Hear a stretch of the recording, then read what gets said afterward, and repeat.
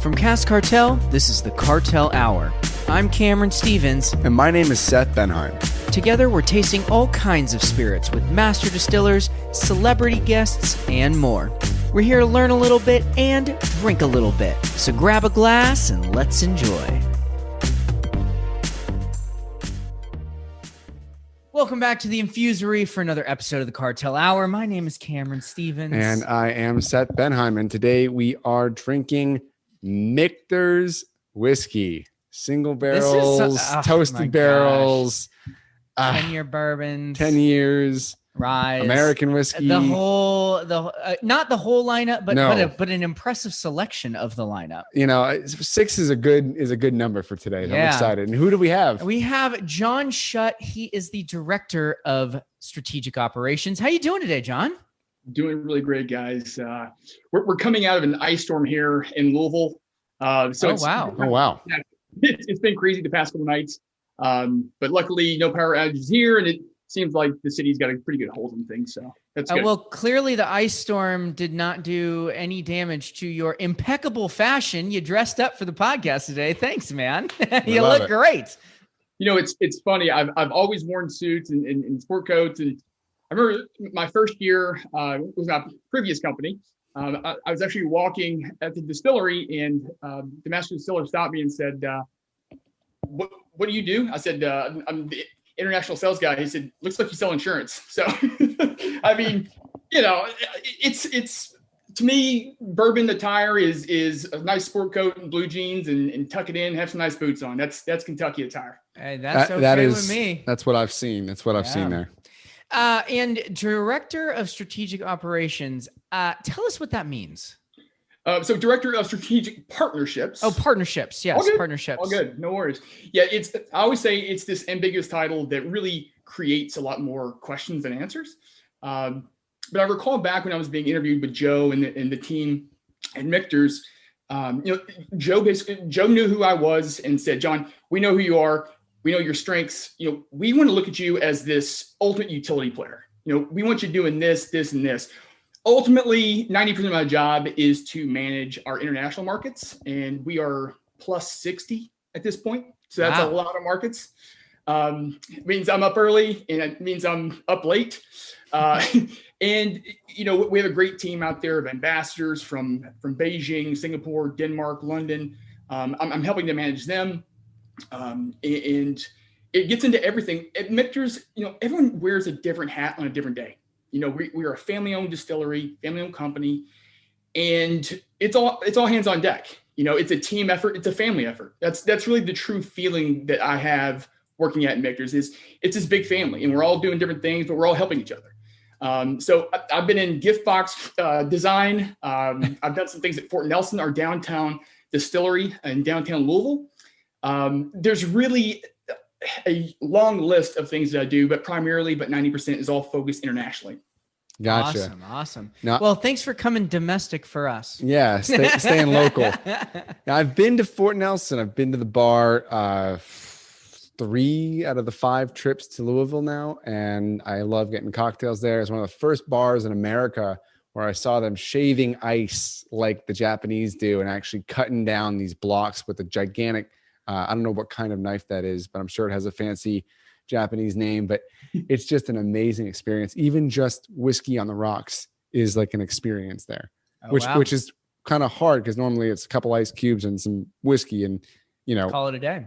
Anyone can make that drink, but they do it with a certain pizzazz and finesse there. So, but tell us about the facilities of Michter's and sort of what customers and people, consumers can do with the brand, where to go and all that.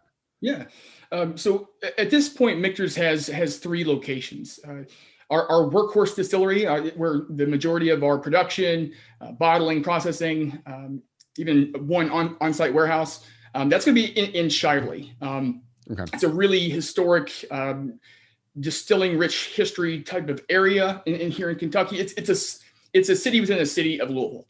And that's where our main distillery is. And, out there, that distillery is not open to the public. If you're in the industry or a friend of ours, then sure, we can take you through, but that is not open like to the public. Us. like guys like us. Hey, exactly. The invitation is extended. So it's there we go. Good on us. All right, we can wrap it up. The podcast is over. We'll see you at the distillery. Here we go. Yeah, and it's really the best part about our next distillery, which is Fort Nelson. We were just talking about, and you've had the pleasure of being there. You know, it was built and created, and the thought behind it was to be able to showcase the things that we do at Michter's that are different. We are such a when you're family owned, it affords you the ability to do things that other distilleries just simply can't do. Our goal at Michter's is to make the greatest American whiskey possible, and whether we are or not, that's our goal. Perfection is our motto, and that's what we go by every single day. The goal is perfection.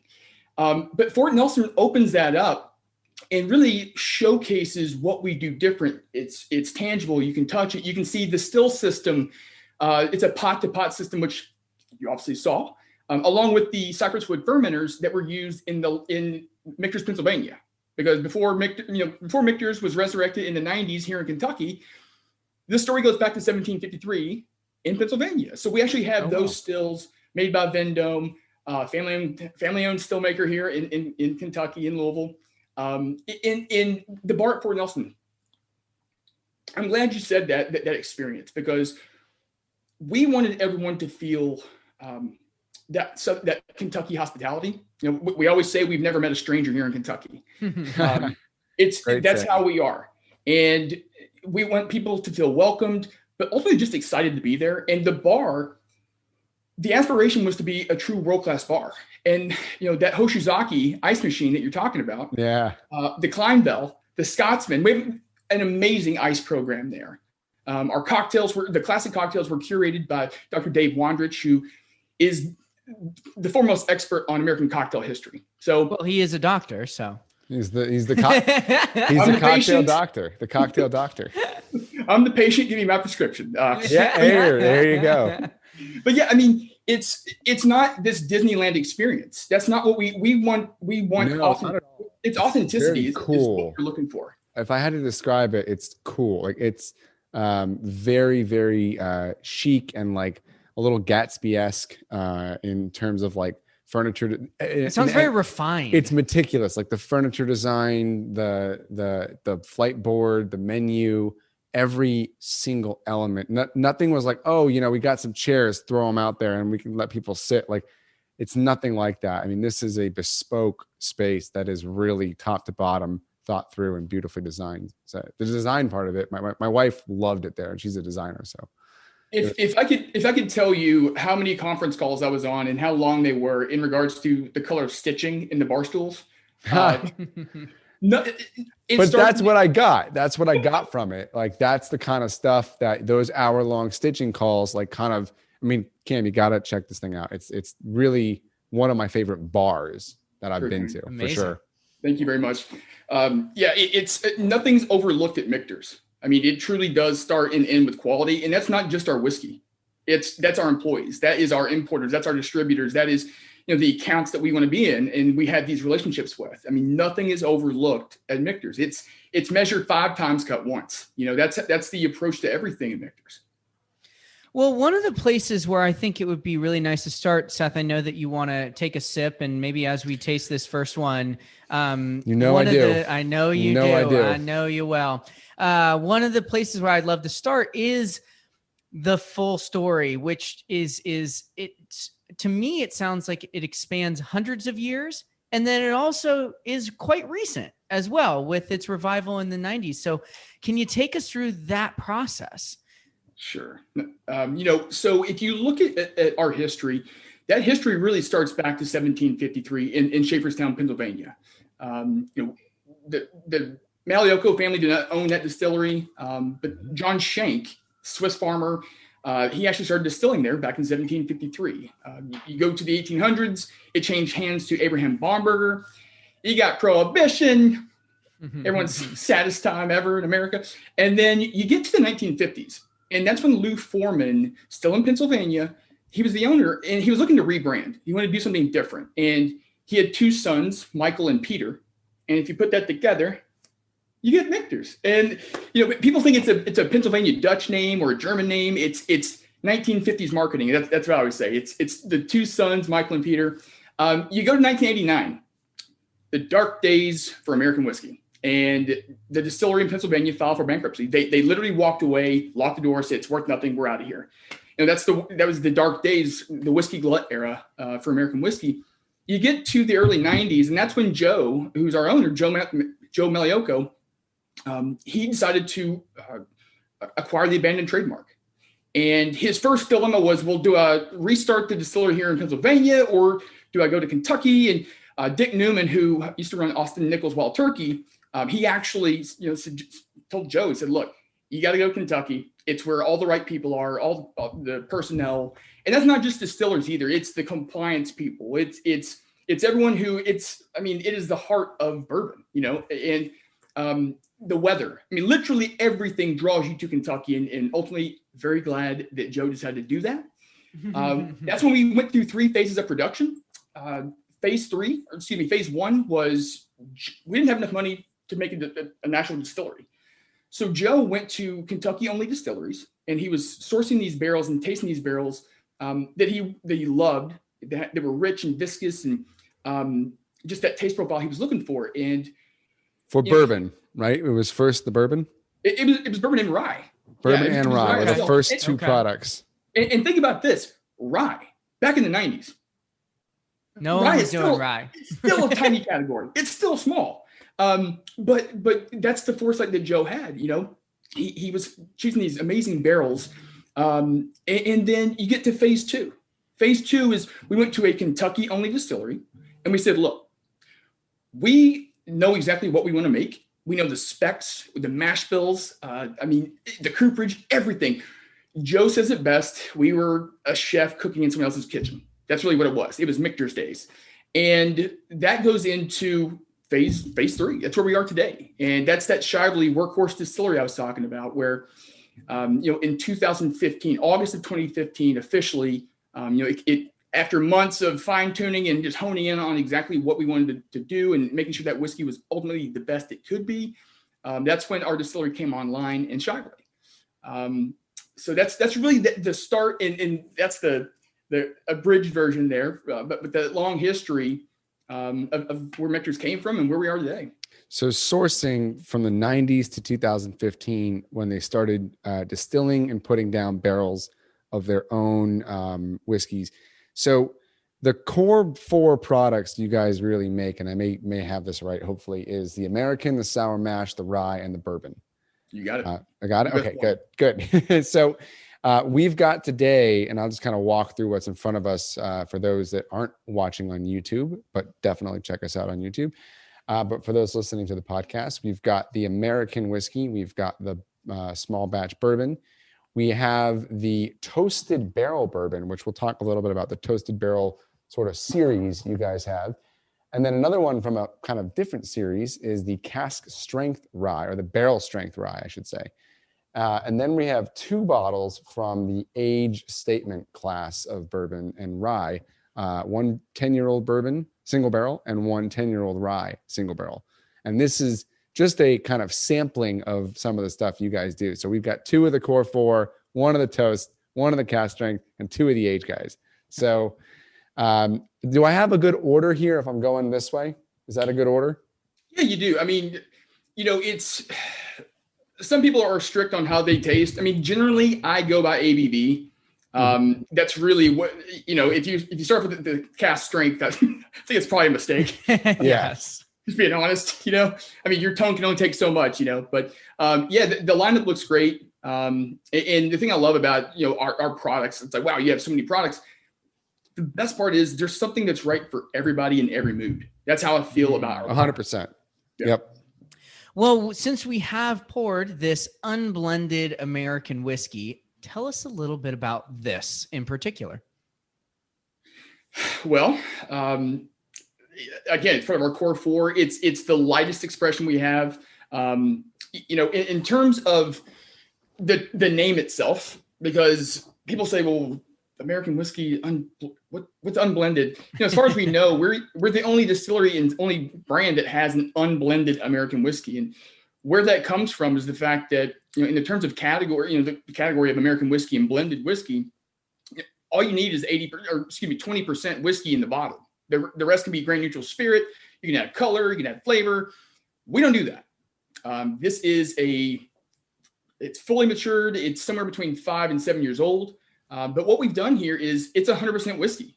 And we actually went to the TTB, who's in charge of label certification and all the, pencil pusher stuff. The label, you know them well. The label cops, the popo. I'm going to back out of that conversation right there. Got to keep those guys happy because they are really helpful. But, we went to them and said, look, we're not blending this. We're not putting grain neutral spirit, vodka, nothing in this. It's 100% whiskey. And they agreed. And so that's why you'll see that unblended right there on that label. And do we have information as to generally what the mash bill looks like?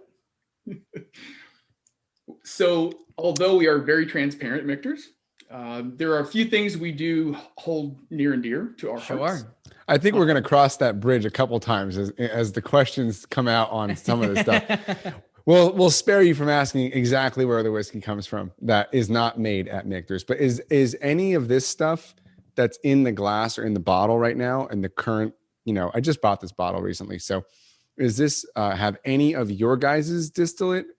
No, I just mentioned it's 5 to 7 years. 5 to 7. Yeah. So, well, it's 2021. You're getting on that edge. Could we getting close? Start to see some of your stuff showing up pretty soon here then in the Unblend? You guys look like smart guys. If you start doing some math, I think you can. But the truth is this, guys. Are some of the barrels ready to go? Sure. It doesn't matter. It comes down to our sensory team. It comes down to Dan McKee, our master distiller, saying, yep, it's ready to go. And I know that sounds very romantic, but it's true. We have gone years without releases, and it drives salespeople crazy, customers crazy. But I think it's ultimately what's led to that fan following in that trust in what Mikter is doing. I mean, we people have just grown to believe and know we're not going to put it out unless it's absolutely perfect. I am always curious to know the mash bills of the ryes because we generally see 95.5 rye. Yeah. So if this isn't that I think that's an interesting sure. If there's anything where you can give more than X percentage or something like that. I think that because obviously we'll give tasting notes as we go through, and I think it can certainly help. Where are you at on this American whiskey, Cam? I really like it. As far as being, as you kind of said, lighter and maybe more entry level, this does not pull any punches by any stretch. The color is actually even darker than I would say the bourbon. Yeah. We're not into quite red territory yet, but well, it's a little mahogany on there. What I actually really like about it is the barrel itself. There is a really nice grippy oak characteristic for it. It's got your classic caramel, but there's a nice kind of, it's deeper. It's a little bit of baking spice, a little bit of pie crust, but then it's just this really gripping barrel from start to finish. And what's the percent on this? 41.7. 83. See, that's much lower than I would expect. Yeah, it's got a real depth. It's got more body than that alcohol percentage would typically make me think. Yeah, I'm at a good. We do like the grade. And then disagree and then fight about it on the show. So no, I'm at a solid B on this. I think it's a very easy, approachable whiskey for somebody that's just getting into whiskey. This is going to be like an easy, enjoyable, lower proof option for someone that is like, oh, there's so many bourbons, there's so many ryes. I don't know what I like. I don't know. I'm new to whiskey. This is like, you're in good hands. You are taken care of, and it's really enjoyable. I could see making cocktails with that. I could see just pouring a nice heavy glass and just enjoying it. It doesn't need ice at all. Super smooth. Yeah. It's good. It's really good. Not to cut you off here, but the one last thing I would say about the American, it doesn't say rye or bourbon on there, and it's 100% whiskey. But what's that mean? The reason we can't call it a rye or bourbon is the fact that we use some second use cooperage. So you have to think about that. Yeah. You have to think about that for a second because, it's the old like tea bag or chewing gum analogy, where it's like, if I'm the first person to use that tea bag, I get all that good flavor and color, right? Mm-hmm. If you're using that second barrel, it's already gone through one aging cycle. You're going to get more. I think you get some of the sweeter notes. I get big time butterscotch, and I hate giving tasting notes. I hate doing it, but it reminds me of. Oh, we love it. We love it. It reminds me of these candies my grandparents had. It was like they bought stock in it or something. They were just everywhere. And it wasn't Werther's. It was like the cheap yellow twist plastic wrappers. But it just reminds me of growing up, and that's. Whiskey should be an experience. No matter what you're drinking, it should be an experience. And that's what I get. And I think that's caused by that second use barrel. And it's not a punch you in the face whiskey, but you know what? I'm not always looking for a murder mystery.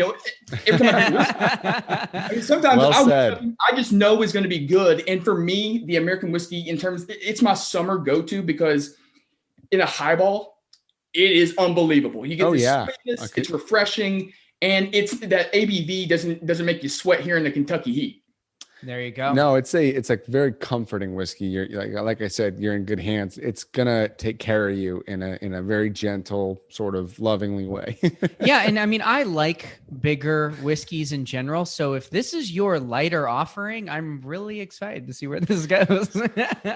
Well, you can see I put a bigger dent. The dent's kind of like as you go down the thing here, you can see each bottle. Yeah, you just got this one. I just got that one, and we're putting a dent in it. So we're moving on to now bourbon. So this is the small batch, 45.7, 91.4 proof. So maybe you tell us a little bit about this, John. But the other thing that I'd like to know is, there are some offerings from Michters that you don't have to hunt for. There are plenty that you do. How are you dealing with batch size and rarity and kind of keeping all of that in balance and check, and consumers happy and everybody else happy? How does that all work? It is very difficult. That you don't have to hunt for. The truth is, we're expanding globally. We've opened up a number of markets this year, so that does start to put a strain on your available liquid. But it's difficult because the discipline it takes for us. When you're scaling like that, you have to have discipline and not scale too fast, so you're not pulling younger barrels. We're not going to do it. I mean, we would rather say no, and we say no a lot to distributors, importers. We say no a lot, and it's, that is the $1 million question in terms of bourbon. When I first started, we weren't in the middle of this. That was 14 years ago. I mean, you could walk out to the shelf and get anything you wanted. Those names that we all know, and it's just a different ballgame.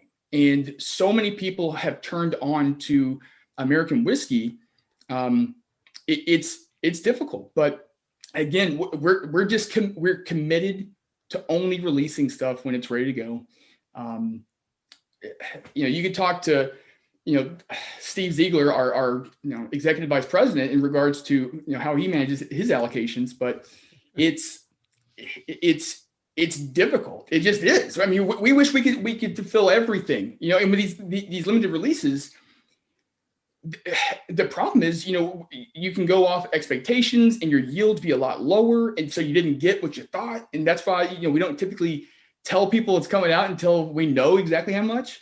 But it goes, we definitely make sure that we allocate enough for the bars, for the retailers who have supported us from day one, who continue to work our brand and spread our message. That's what we do. It's I say quality, right? And starts and ends with quality. It's the quality of placement. It's where it's going. And those things also factor in. We're not trying to be in every bar. We're trying to be in the best bars. And that's such a family-oriented way to look at it too. That's how I would expect, you're rewarding the people that have stuck with you the longest from the beginning. I always laugh at this story of Joe and Steve, who were based in New York. They threw a party when they sold their first 150 cases. That was a big win for them. And now looking at it today, just where we have come and gone, it's amazing to me. There are some brands out there. I've always said this. There's brands out there who are happy with what they've done, and there's brands like Michter's who are really leading that charge into the next phase of where American whiskey is going, and it's really exciting. The innovation arm, research and design arm at Michter's, we're not looking to replicate flavor of the week stuff. Look over there and say, oh, well, if they did that, it did really well. Let's do that too. It's innovation. It's true innovation. It's trying new things, new wood finishes. That is what I love about that family environment. And again, it's, we're family owned. And what does that mean? Does that mean it's a part-time gig? And no, they are full hands-on. Joe is there. He's in Kentucky as much as he's in New York. And they really do care. It's a labor of love, and it's a commitment to quality. Yeah. I mean, I'm drinking this bourbon and the quality is palpable. It's well regarded as one of the better bourbons, period. Yeah, absolutely. It's just an iconic brand. I mean, I grew up seeing this on the shelf, the last decade.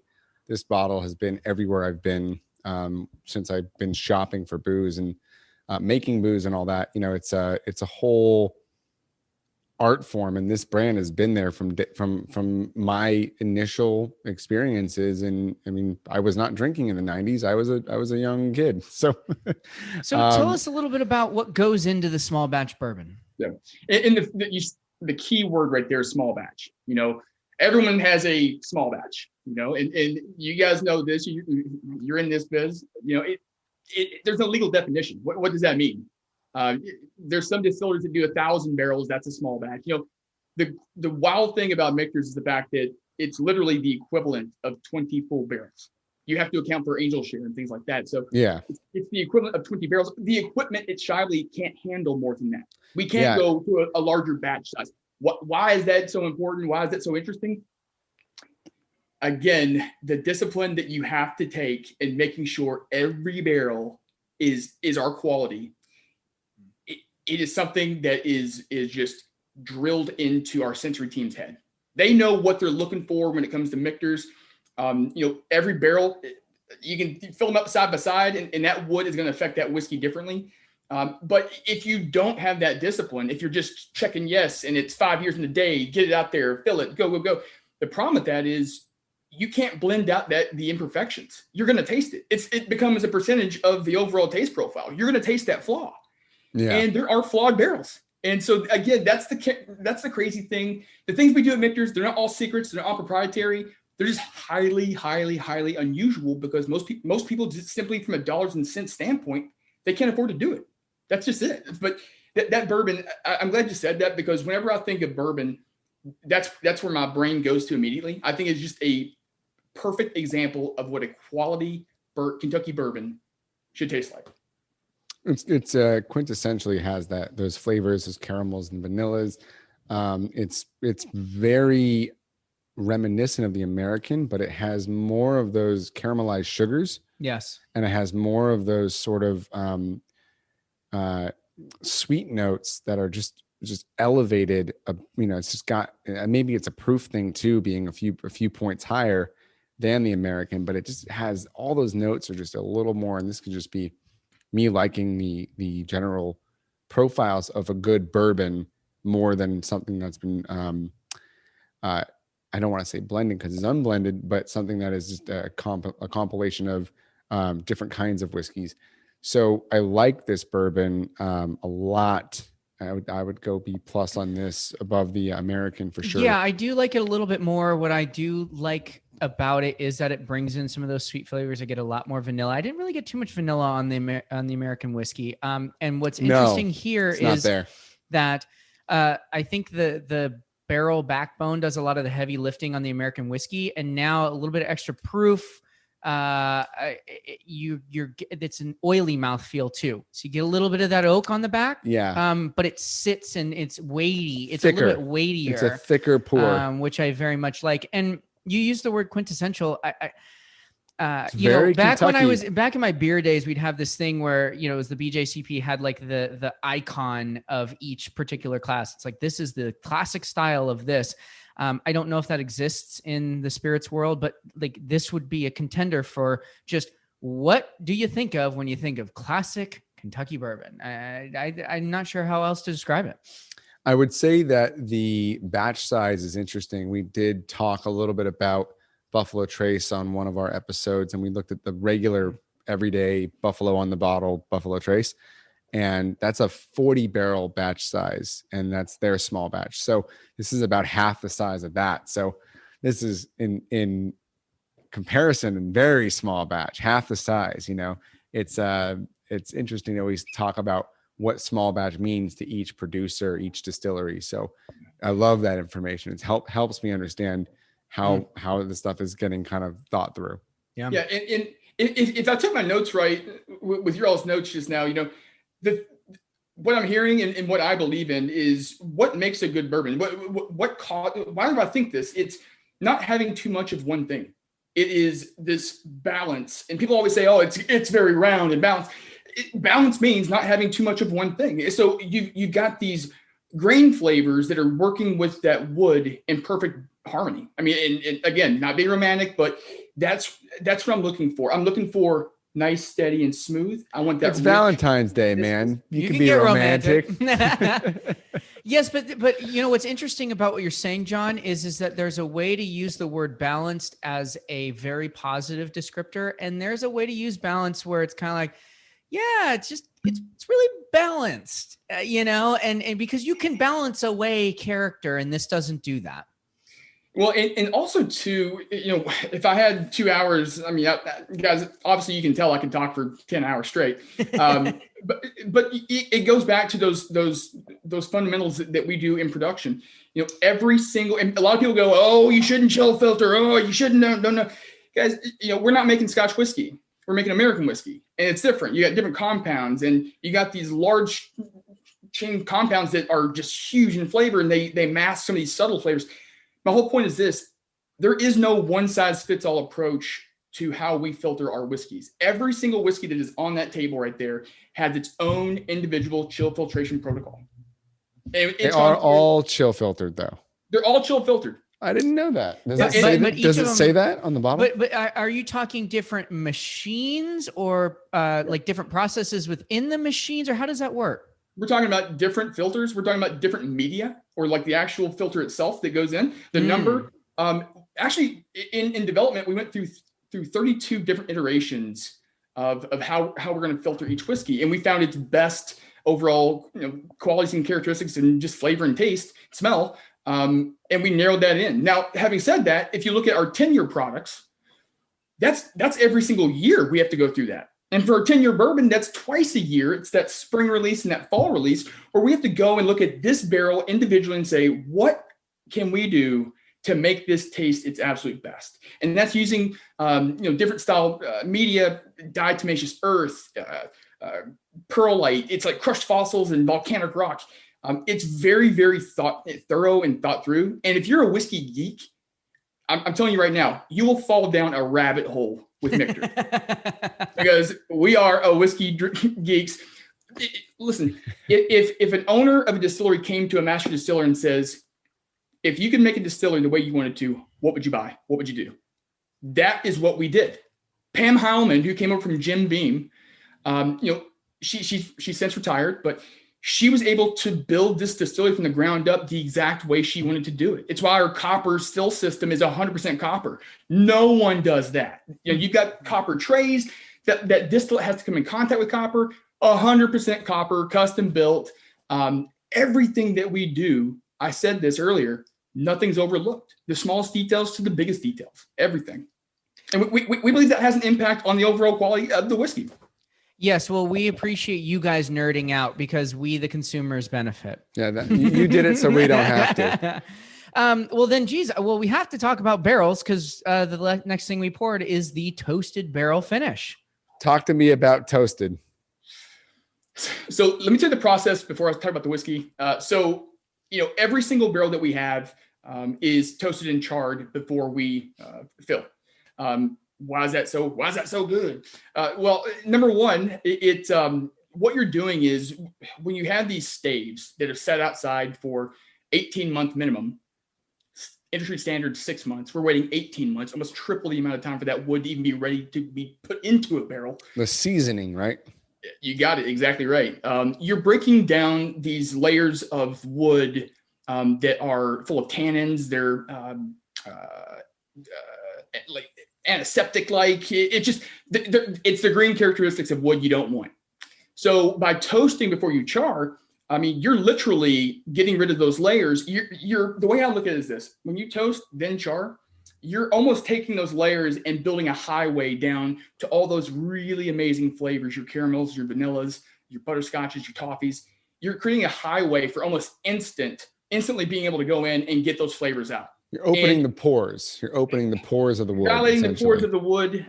Yeah. And well, why didn't everybody do that? A barrel is the number one cost associated with making whiskey. Number one. And on average, our barrels are about $50 more expensive. It's being, all the accountants look at barrels and they're just like, oh God. Back in the bad days when distillers were losing money, it's one of the first things they looked at and said, whoa, hang on a second. We got to get rid of these barrels are too expensive. That's when they actually went to raise the entry proof, to 62.5% as your maximum. Before that, if you go back to the gold standard, it was much, much lower. It was down towards 103, 105 proof. We adopted the gold standard. We still go into that barrel at 103 proof. It's one of the lowest entry proofs that we know of any distillery of scale. Wow. But again, it has the impact. Quickly, I know I'm geeking out here, guys. If you go into a barrel, that's what you're here for, man. Exactly. If you take that white dog, that distillate, you put it into a barrel, you're going to go up in ABV or proof here in Kentucky. So if you go in at 103, you're going to come out around 107, 108. Well, why is that so important? Because when you go to dump the barrel after full aging, you're adding a lot less water to bring that whiskey down to bottling strength. And that's something that people don't think of. I never thought that before I came to Michter's. I said, higher ABV going in means it's going to be better whiskey. But guess what? Those wood sugars work a lot better with water compared to more alcohol. So you're getting all that flavor to come out of there, and the water you are adding, the majority of it has spent time with the whiskey the entire time. So that's one thing, again, that we do different that really I think it's the one thing I would point out and say that is what they do that's different. That sets them apart. That low no entry proof. Yeah. It's too expensive. Toasted bourbon. I think our first release was 2014, and people literally went nuts. They said, "What is this? It has campfire notes. There's toasted marshmallow in this. This is not supposed to be here." It's really amazing where we've taken a fully matured US 1 bourbon, fully matured, and we've taken it and we put it into a toasted only barrel. Not charring it, just toasted. A second barrel. Exactly. A completely brand new barrel, just toasted. And we're going to finish it in that for, a matter of time. We don't release our, you don't say how long. What's funny is our original master distiller, Willie Pratt, the teams, I wasn't here back then, but the team said, okay, this is one thing we are going to keep to ourselves. And, we're not going to tell anybody. First time Willie was out, I think at a trade show, someone had a microphone and they just asked him straight up, "Hey, Willie, how long did you finish this whiskey?" And Willie said, 26 days. And the team just like, I thought you were going to. You had one job. Exactly. The art behind that story is new oak.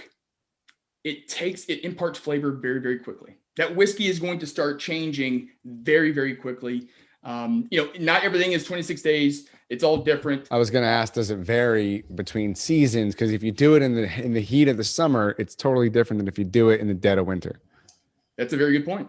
And that's where I go crazy when people, your wine drinkers out there, and don't get me wrong, I love a good wine, but they look at American whiskey as maybe unsophisticated. I'm like, the microclimates and the variables of American whiskey are it's unbelievable the thought that has gone into what we're from California, man. We can go surfing in the morning and snowboarding in the afternoon. We know microclimates. The microclimates, we can be in the desert on a farm in a plain of land, down by the beach and up, at 10,000 foot elevation in a matter of hours. So microclimates is what makes America such a fascinating terroir from coast to coast. There's so many. Whiskey from Texas tastes nothing like whiskey from Nevada or Colorado. Up in the Pacific Northwest, where you have a lot more vegetation, and then you have Gariana oak, and you have all these crazy different things happening in every little pocket of the country. American whiskey it's not even a definable category, truthfully. If you really want to get into it, American whiskey is as different as any country's whiskey from another country's whiskey. I agree. Here in Kentucky, we always say, if you don't like the weather today, just wait till tomorrow. I mean, that's how quick your temperature swings and spikes. That barrel is just working. It works overtime, and especially when you heat cycle your warehouse. Michter's barrels don't take a day off. They don't go on vacation. They work day in, day out. And again, it goes. That's why that color. It's where that color's coming from. But the variables. To point at one thing and say, well, that's why it's so good.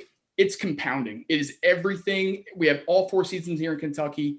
And ultimately, that limestone water, we're constantly ranked in the nation with the best water quality. It's naturally filtered limestone. All these things are just what lead to. I mean, Kentucky gives us the tools necessary, and then it's our job. It's this balance of art and science. Your job not to mess it up. Yeah. But that toasted bourbon, guys. Before you start talking about it, I gotta put more. I drank mine. I think the statute of limitations has been lifted. I always preface that, but I was very young when I had my first bourbon, and I was actually at a campfire here in Kentucky. Of course, Kentucky boy, born and raised, campfire. But I remember tasting bourbon, and I was like, "Oh wow, I really like this." And I was young. And what's funny is I came back in that night, and I smelled the campfire on my clothes, but I still had this flavor in my mouth of this whiskey. That is where that whiskey takes me. That bourbon, that toasted bourbon, that's where it takes me. And I love it. I love the association of the memory of, and I get the campfire, but really it's from a mouthfeel, from a taste profile. It is very warming. It kind of coats the mouth in a much more viscous way. It has a really dessert-like, pie-like sort of pie crust element to it that's really, really delicious. Almost like people hate this description, but I keep giving it out. That Subway bread, when you walk into a Subway sandwich and you smell that fresh baked bread, even though it's probably like yeasty. Yeah, it's yeasty and sort of like it smells like something's been baking in an oven for a long time. Some bread product. You need to use a better actual, like you use an actual. Everyone knows that smell. You go into a very high end local mom and pop bakery. There you go. That's better. Yeah. What's interesting, and I would kind of preface this for some people that hear campfire and they might think, oh gosh, it's smoky. I don't want to drink scotch. No, it's not smoky. It really at is all. not. It is to me, it's almost like the shadow twin of the bourbon. It does have a little bit of dark chocolate. It does have it's like kind of like a bread crust. It's like the kind of crackly. Yeah. It's tannic. It grips your tongue a lot more intensely than the regular bourbon. And this is the exact same proof of 91.4. Yep. I mean, they are mirror twins. They are brothers, and the only difference is that one brother went and stayed in a toasted barrel for a little while. But I think that's I'm a big fan of vertical tastings. That's how in blind as well. That is where you really see the magic behind what we're doing with toasted. And I know there's some other brands coming out with toasted now and things like that, but I really feel like people look to us really as leading that charge. When did it come out? When was the first toasted barrel? 2014, you said? I believe 2014, 2015. And then our last release was in 2018. So and the problem with that is, we were talking about managing, demand. for every barrel of toasted bourbon that we put out, well, that's a barrel of US 1 bourbon we don't put out. So that's where you have to look at it from that perspective. True. Too. Yeah, that's interesting. Yeah, and when you have a product that is the number one trending American whiskey brand for the third year in a row, you're growing faster than anything I've ever seen. You have to really think about that, and that's what makes it so special. It's priced on the shelf. It's not a wallet breaker. It's priced for me. It is a different experience that we offer to our customer on a standard. The classic that It's part of that innovation I was talking about.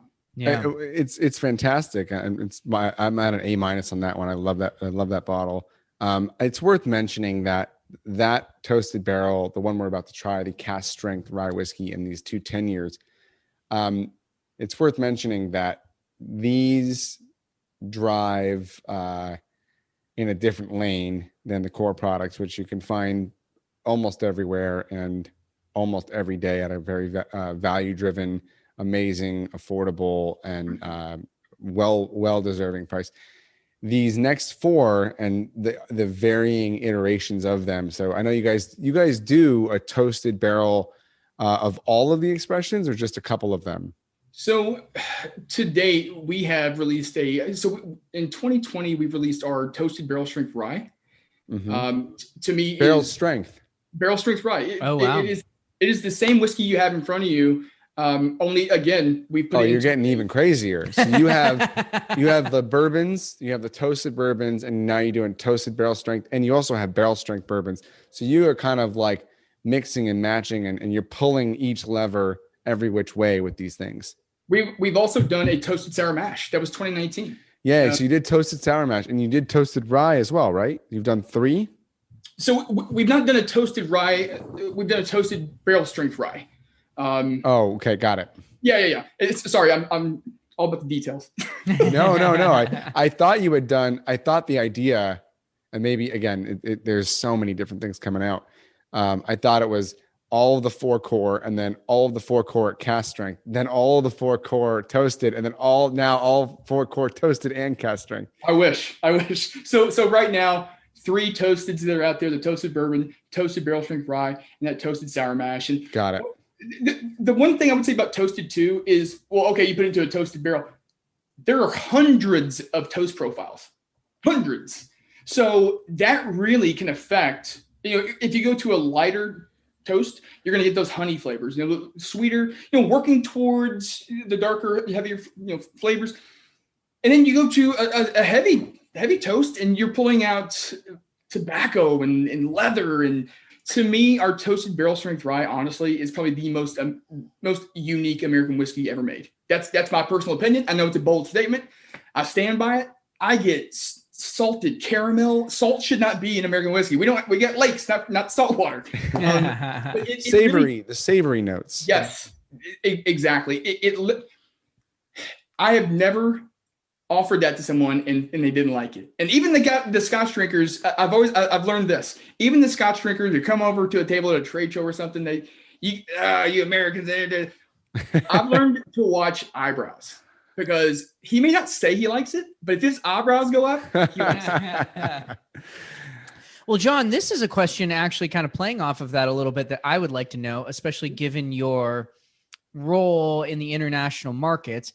We've talked about on the show rye and the revival of American rye and the story behind that. But what I'd love to know is, as we start to drink this barrel strength rye, I already started. How does rye play internationally? How is it viewed differently than Americans view it?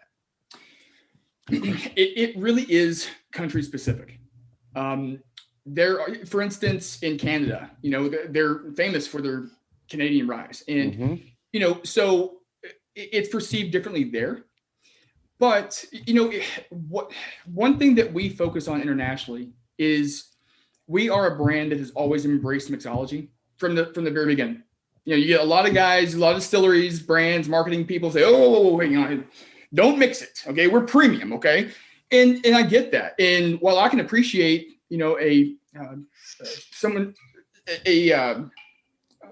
a person who thinks you should only drink whiskey neat.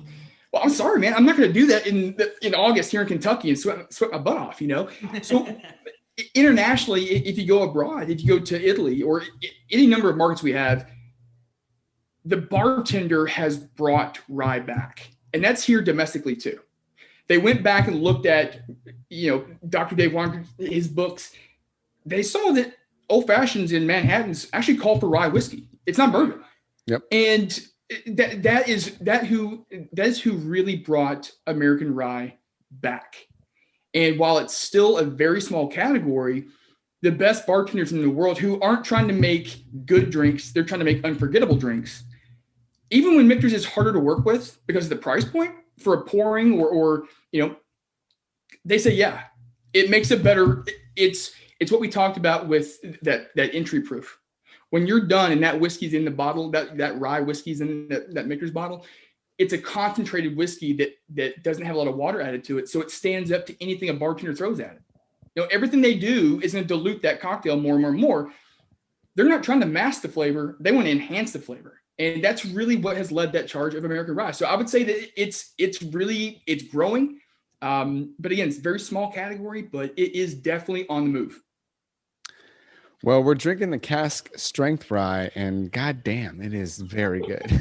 It is very, very I should good. call it the barrel strength. It's the appropriate terminology that they have on the bottle here. Barrel strength rye. And the barrel strength on this one is 56.1, 112.2 proof, which is nice. It's good. That's right. Not too crazy. Yeah. What I really like about this is it's not punch you in the face spicy.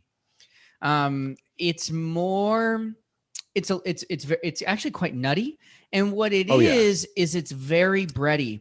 And the really good ryes that I've noticed, it's more akin, because I think people get spice in their head and they think black pepper, or they maybe even start to go into, like dry spices or something like that. But rye is a grain, and rye inherently, the crushed rye has a tang to it that can come off as spicy, but not always. And I think that the ryes that really grip me are very similar to that rye bread tang. It's almost it's not quite sour, but it's like I don't know. I get this pumpernickel. It's like if you think about like a pumpernickel bagel or something like that, like it's got this sort of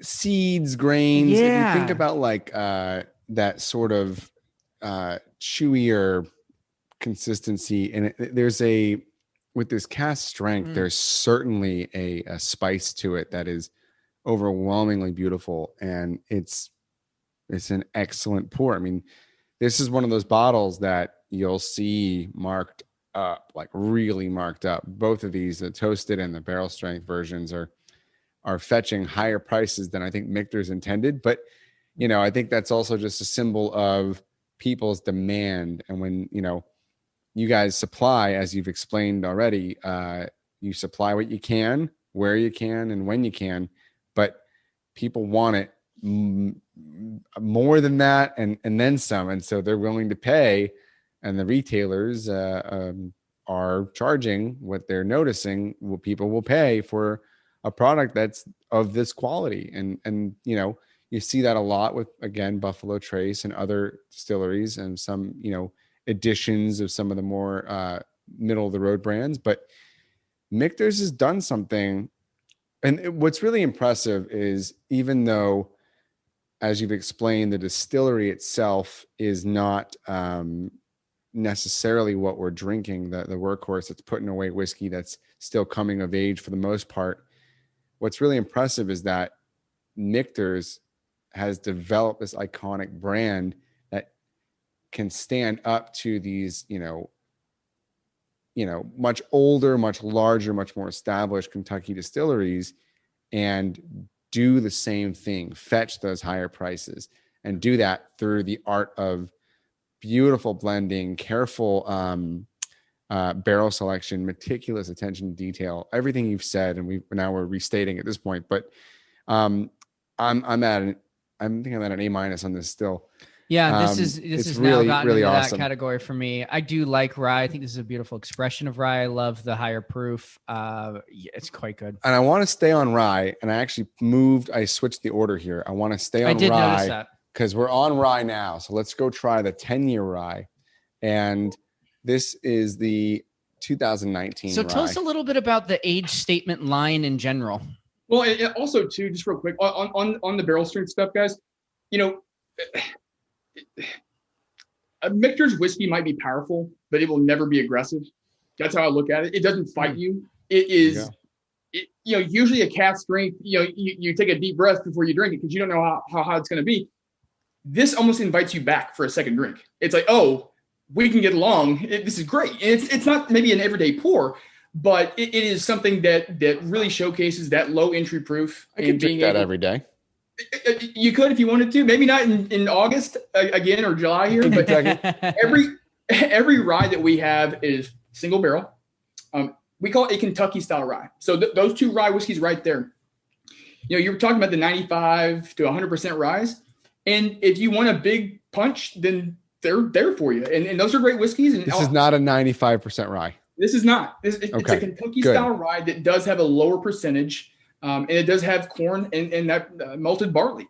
So again, it's almost like the way I look at it with our ryes, it's like food. If you got something spicy, sweet usually goes well with it. So you got the sweetness from the corn, the spice from the rye, but not too much of that rye spice that we talked about. It's very different compared to our bourbon line.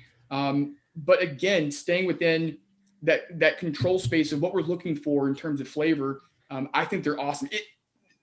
Our Michter's hat off, Kentucky hat on, okay? Michter's US1 rye is what converted me to be a rye drinker. Growing up, my friend said, you won't like rye. It's spicy. It's hot. Well, this one's not from Indiana. This one's from Kentucky. And there's a big difference there. And to your point, going into our 10-year rye here, what I think has really happened is we don't release our barrel strength rye every year. Last release was 2019. Before that, 2016. So again, you got people now who are saying, well, I got to taste it against my 16. I have to have it. So that helps drive. And it's usually because of supply and demand here. It's the supply side why we don't do it every single year. But that's kind of what has created this frenzy, this cult following of these limited releases, and why you're seeing prices go up, which we of course can't control. Not really, no. But the one last question before we jump into the age, guys. Is there a minimum year on the toasted bourbon or the cask strength rye? Is there a minimum year that we should know of? Yeah. You're so in terms of our whiskeys, our US1 line, which is our youngest whiskeys, that would include, that is a US1 barrel strength rye. So that US1 line, it follows all the same, toasting and charring. Everything's the exact same.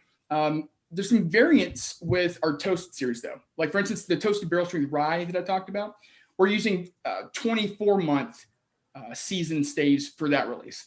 The toast levels are different. But you're starting at 5 years old generally, and it's typically between 5 and 7 years old. And then that's all that stuff to the left here. And then now getting into these guys, 10-year age statement. I'm going to save my, there's a reason this bottle's so low. I poured a lot of this out for some people the other month, and I'll explain what I did and where this kind of landed. I did a little tasting with some friends, and something happened that really shocked me. But Cam, what are you thinking on this? It is interesting. It's a more mature version. It's surprising to me how similar the tasting notes are, and yet it's surprising to me how much more body is there. I get a little frosting on that too. Yeah. I get like vanilla frosting, carrot cake kind of thing going on. It's very I almost want to say it's slightly brighter. Oh yeah, no, it's much brighter. That one, yeah. the barrel strength had a certain heat and thickness to it. This one's a little more velvety, and I think that's part of the frosting flavor I'm getting. It's really got these sugars that are just rolling. Just Yeah, because like I they're almost get going. like a little bit of like orange rind and brighter marshmallowy orange. thing. I think the marshmallow is where I'm at with the frosting. We're kind of meeting there. Yeah. But again, it's not. It's again. This is not a spicy rye. This is not a spicy rye. Much less. It's there. No. It's on the back end, but it's not blowing you away with spice. And I actually quite like that because I think it brings out the nuttiness that I talked about in the other rye. It brings out this almost slightly perfumey note. It's a little bit of musk, It's very which aromatic. is really, really lovely on the nose. The nose is crazy. Yeah, it's insane. I can understand why people chase this. So here's the story. I did a tasting. I did a whiskey bracket with a group of 4 couples, 8 of us. And we took some Bardstown, some Wild Turkey Master's Keep, some Woodford, the Master Series collection. What do they call that thing? The fancy ones and the tall necks and all that. We did all these different like editions, and this bottle made it all the way to the finals. This bottle kept blind tasting. It kept winning bracket after bracket after bracket. It came down to this, and I think Discovery Series Bardstown edition 2 was one of our favorites. But this bottle I will not forget. We were down to these 2 green labels, and we're like, God, the Michters. And in the end, I cast the final vote that Michters was our favorite of the night. There you go. So it was an amazing thing. And I say all that, and I've got the bourbon right next to it, and I haven't even opened it yet. And I got them at the same time. So yeah, I can't give this anything less than an A plus. I mean, it's a fantastic. I find nothing wrong with this whiskey. If it were more affordable, I would have multiple bottle on bottle on bottle. But it's something I'll pull out, when we're drinking with you and John and anyone else. It's just a really perfect whiskey for me. I have nothing bad to say about it. Yeah, I have no negative comments. It does everything right. So A plus for me. There is a level of quality in terms of American whiskey. I always say that I'm not just selling Michters out here. I'm changing the perception, and I really do feel like Michters is leading that charge as well in terms of changing the perception of how good an American whiskey can be. Michter's 10-year bourbon. This is the first for me. This is the first new Michter's product I've ever tried. And this is, if I had to, pick something on the table and I go, oh, I know that one's hard to get. This is the one that I usually think of. I would say the rye and the bourbon are probably neck and neck. They're pretty right? neck and neck. Yeah, okay. The 10 years are, if you see a 10-year and you just grab it. Got the dough. It's a once a year release. So that 10-year rye comes out typically around July. The bourbon, I've never seen these guys in the wild in like the last 5 years. I have not seen them in a retail store. If they are, they're under lock and key and on the top shelf, Right. But yeah, if you came to my house here in Kentucky, this is the whiskey I'm pulling out and saying, welcome to Kentucky. That is how I look at this. To me, again, overaging. It's definitely not 10 years. It is much older than 10. And again, it's like, I know it's kind of a weird analogy, but you get our US 1 bourbon, who's the brother. Ooh. And then our 10-year bourbon is that older, sophisticated brother. He's the professional of the group. He drives a nicer car, wears better clothes. But you can taste the maturity here. And again, it goes back to not being too much of one thing. It's that healthy balance of everything in this nice, harmony. And that's what I love about it. It's stronger, 47.2 compared to 45.7 of the US 1 bourbon. But again, it is. One other thing too, I know I'm talking too much, guys. I get too excited. Okay, I get too excited. You're fine. This is a podcast. It's what the medium is for. But the thing I love is you have people that prefer the US 1. So that's why we make all of them. Here's my here's my first impression. This is a new one for me. I get almost a mintiness to it. I'm getting like a minty sort of note on the front there. It's got a really interesting sort of story it's telling here. Well, from to the me, start this to is finish. it's like that top layer of creme brulee.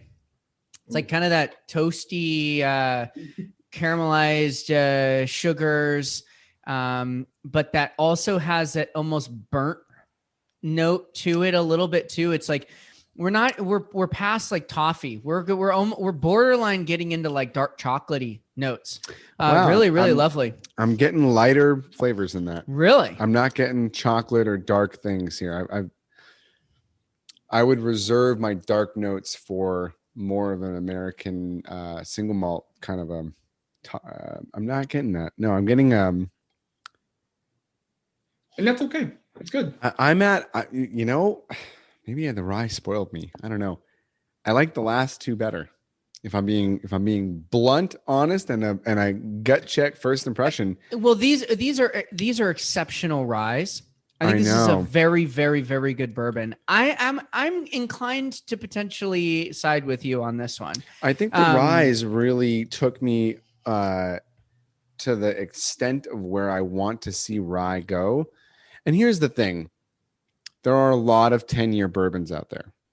There are 10-year bourbons at 30, 40, 50, 100, 200, $500. There's a price people will charge you at this day and age. People will charge you, and not saying Michters, but everyone else and many others will charge you an arm and a leg for a double-digit age statement, and 10 being the lowest of the double digits. It's sort of a mark. It's a line in the sand saying this is old whiskey. And there was a time not so long ago where that wasn't, it wasn't a gigantic leap to get something that age statement. It's only more recently, with the immense popularity of whiskey, bourbon, American whiskeys, that you've seen the prices and the availability and the sort of allure of that double-digit age statement that starts to go into these secondary markets and these things. And so, and here's the other thing about bourbon with that double-digit age statement is bourbon, many people will tell you, and I think you guys have figured out for yourselves that 5-year is a really good sweet spot. 4 to 7, 4 to 8 year. A lot of people will argue, many experts will argue that bourbon is pretty damn good in those years. And when you get into the double digits, it's more, there's an opinion that starts to form between the purists that like younger bourbon and say that bourbon can get too old, especially at the 15-year mark even. Yeah. And as people, as a company that's putting out 20, 25, and even 30, is there a 30? Celebration does actually utilize some 30 plus barrels. Whew. And look, trust me, I think our gut tells us we want to try those things. We want to try the 20, 30-year-old. We want to see what time has done to these things, what the seasons and the decades have done to the whiskey. And there's just a general fascinating curiosity. Yeah. So internationally, this is where I kind of look at this. And, I think Scotch whiskey did a great job at setting kind of price points of like, well, my 30-year-old single malt should be this price. And it's 100%. Yeah. And it's a great job. But I mean, today you've got distilleries dropping age statements, and we're sitting there. I'm telling you right now, that's not a 10-year whiskey. It's much, much older. And one thing I would invite you guys to do, because I'm a big believer in this, if tomorrow, if you come back, you taste the bourbon first and then taste the rye, tell me if you still get the same experience, the same flavor. Because it's all relative. It's the last thing we're tasting in a series of 6 whiskeys in pretty rapid succession. I mean, we've been on here for an hour or so, but it's, if you were only tasting this one bourbon on its own and that was all you drank for the whole night, you'd have a very different understanding and relationship with it than you did as the sixth man in an hours long tasting of some pretty heavy hitting, serious thought provoking tastings. So steaks and ice cream are awesome. I love them, but that steak tastes better if you eat it first. It's just kind of how I view things. I mean, some people are dessert first people, but it's to me, and maybe I'm just being hypersensitive here, but it's what I had for lunch. It's what I had for dinner. It's what I'm drinking with it. All of these things are going to go in and have an impact on what you get from it. You just open that bottle. Andrea, I'm having more. I did just. I know that was one of the things I didn't actually want you to open on the show, because I do like to I almost find that there's no bottle. Let's put it this way. There's no bottle that I like better the first day I open it than any other time. Well, they call the neck pour. It doesn't always get better necessarily, but I never go back and be like, it was really good that first day I opened it, and then just wasn't good anymore. They call that the neck pour. Yeah. A lot of people go, oh, never trust the neck pour. Now, I will say I did just kind of like filter out all the chunks of cork that I got in the bottle, but no, I think I will look. I'm not gonna I'm not gonna drink this. I'm going to drink this bottle. Am I at an A+ on this? No, I'm not in the moment, but I want to emphasize my A- and my A on these ryes and give this one a B+ in my book, because I just think there's, I don't know. I love bourbon. I love 10-year-old bourbons. Yeah. But I love Michters. I think the rye is just such a standout. The rye was so much. There has to be I have to draw my own line in the sand and say these ryes were like these are some of the best ryes I've had. These are really good ryes. And even the toasted barrel bourbon might be like as good, or even it's not better. It's not better. I'll take the bourbon over the toasted barrel. Yeah. That's just my opinion, but I think there's look, I'm smelling it again. Look, I don't want to judge too quickly, but I'm smelling it again, and there's a nose, there's a really aromatic quality to this, and there's a depth, and there's a finish. Oh, the legs are nuts. Yeah, the legs are like legs for days. Yeah. Here, let me get a little bit more. Andrea Wilson, who's our master of maturation, probably the most talented person in the industry, in my opinion. I think that's a bold statement too, but I think so highly of her. I've learned more from her in the past few years with Michters than I have my entire career. She calls our 10-year bourbon a book bourbon. That's a bourbon that you got to sit down with and get to know. It's going to change on you from every 5 minutes. You're going to get something else. Something else is going to open up, and guys, experiment. Drop some water in there. See how that affects it. That's another thing too. Yeah, I'm definitely a believer in, it's like, again, I don't know, it's almost time to eat, so that's why I'm making food references here, but it's like a guy who salts his food before he tastes it. It's like, you got to taste it first, then know how to adjust it. I've made 10-year-old old fashioned before. They are amazing. I can't even I can't even fathom how good that would be in a cocktail too, but not that I would make one, if I was a wealthier man, maybe, or if I worked for the company, if I had it at my disposal, right? There you go. Well, John, honestly, this has been an absolute blast. Like I said, it's been an education. I know. Oh my God! I do appreciate how passionately you speak about the company. I think it's very representative of what you guys do. It feels very hands-on. It feels very deliberate. It is. It's so well thought through. Yeah. It's so meticulously crafted from every element of this company is just so thought through, and they've threaded the needle at every point. And not everybody gets that luxury, right? I mean, it is a luxury to be able to say that's not ready yet, because like you said, you have accountants screaming at you saying, hey, no. What's the deal? And to be able to still flourish in this environment, that's something that it's a benefit to the people who get to enjoy this liquid. Yeah. And like I said, I think we continue to harp on it, but I am with you, Seth. I think this is some of the best rye on the market, period. Bourbon's great. Like we said, very iconic, but good Lord, if you can find that rye, get that rye. Yeah. I don't know. The rye today, I've had a lot of the cask strength rye. I think I put the bottle at the very back of the shelf so people would stop going after it, and you got to hide stuff in the back so people. My girlfriend makes me lock it up.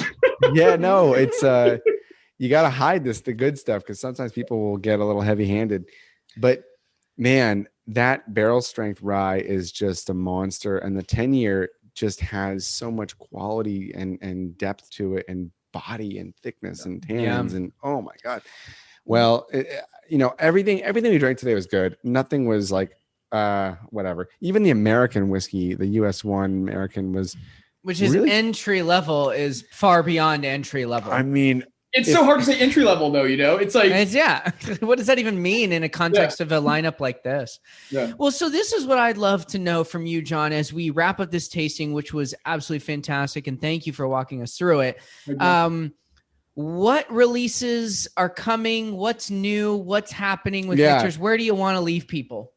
Well, and quickly, if I could say one thing about our 10-year bourbon, last thing, something very, very special in this very, very crazy, past year, we actually partnered up with World's 50 Best Bars, who had a charity auction, and we don't do barrel picks at Michters. We just don't do that, and we decided to put up for auction our very first ever 10-year-old bourbon barrel pick.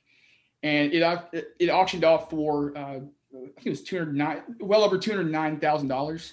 Wow! And we did that. We broke protocol, and we did this because we wanted to do something for the bartenders who stood by us all these years. And in the moment when they need us most, we wanted to do something. It's a drop in the bucket of what we could do, but we were very humbled by that, and it goes back to what you're talking about, where that environment that we have, it's authentic, it's real. It's not how can we make more money. It is how can we make better whiskey. That is what separates Michters. But that's not about making money. That's about giving back. That's about recognizing the people that made you, the bartenders that made rye whiskey, like you said, more popular. Yes. And if the bartenders weren't backing up rye whiskey, we might not have this beautiful 10-year-old rye whiskey in front of us that might be one of my favorite rye whiskeys on the planet. Yeah. You can thank the bartenders for that. And what you guys did gives back to those people, and they are hurting. It's not letting up. I mean, the bars are going to be still down for some time. It's not coming back tomorrow. This virus stuff is not good. And we will come back, and we're going to be right there. And because that's, again, these guys, it's not sell a case and turn around and walk away. It's, we want to get to know you. We're here for a reason. We want to be in this place, and so it's these relations. This is a relationship business. And that's something I think that we, again, take very seriously and really believe in. And again, it's what's the secret sauce? It's being authentic. It is being disciplined. It's starting and ending with quality. That's what we're doing different over here at Michters. And that's why I love going to work every day. So it's just, again, very humbled by that result. In total, I believe we donated well over $271,000. But again, it's what we could do to give back. So cool. Congrats. Quarter mil. Thank you. It broke records at the auction, so we were happy about that. It should. Everything here. And look, we disagree constantly, Cameron and I, alone as two people on the same show, week after week, and we still have found a splattering of whiskeys that we do agree on, and an ocean of ones we don't. And that's what makes whiskey so fascinating. That's what makes spirits so fascinating, because we drink everything on the show, and we love to debate and dissect really everything we come across. And so the beauty is I've reaffirmed my religiousness. My religiousness. That was a stretch, Seth. That's a big word. I'm trying for it. It's Fry Day, anyways. So, got you. My dad jokes. God damn it. Yes, I got one in there. Anyways, no, it's John. It's been a pleasure. Fascinating drinking with you, talking with you, learning from you. Mikter is doing so many things. Can you just tease one thing we should be excited about this year? 2021. We're coming back from a virus here. What are we getting? Even just hinting at something cool that you guys are coming up with. Toasted sour mash. What's coming out? What? Huh? So I officially cannot. It is lip sealed. Interview over. quickly. Here's why I can't do it. It comes down to that's, we haven't dumped these releases yet. So what all of a sudden, we think it's ready, and then we're like, you know what? No, it's happened before. So we don't want to, give a false, impression of something. But I will say this, there is going to be something coming quickly. I can say that. So get excited for something that has not existed before. Get excited to head into spring. It could be an old favorite. It could be new. I'll keep you guys guessing. Okay.